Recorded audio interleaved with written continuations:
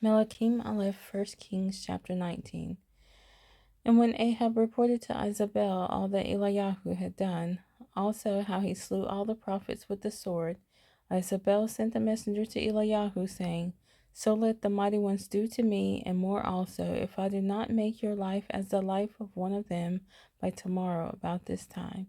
And he feared and rose up and ran for his life, and went to Beer-sheba, which belongs to Yehudah, and left his servant there.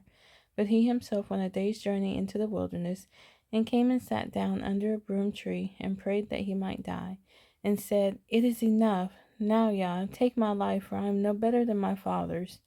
And he lay and slept under a broom tree. And see, a messenger touched him, and said to him, Rise, eat.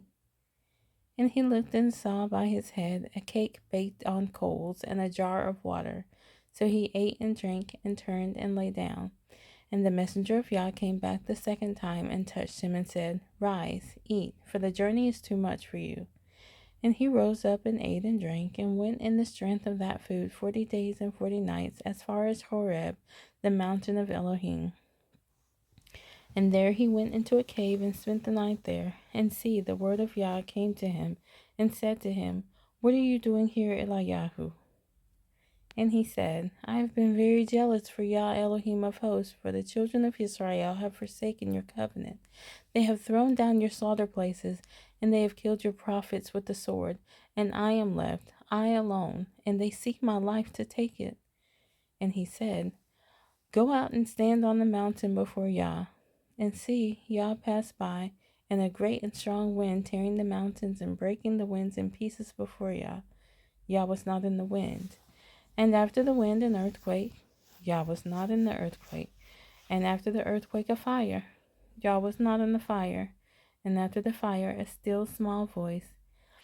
And it came to be, when Eliyahu heard it, that he wrapped his face in his robe, and went out and stood at the cave opening. And see, a voice came to him, and said, What are you doing here, Eliyahu? And he said, I have been very jealous for Yah Elohim of hosts, for the children of Israel have forsaken your covenant. They have thrown down your slaughter places, and they have killed your prophets with the sword, and I am left, I alone, and they seek my life to take it. And Yah said to him, Go, return on your way to the wilderness of Damascus, and you shall go in and anoint Hazael as sovereign over Aram, and anoint Jehu, son of Nimshi, as sovereign over Israel, and anoint Elisha, son of Shaphat of Abel Meholah, as prophet in your place.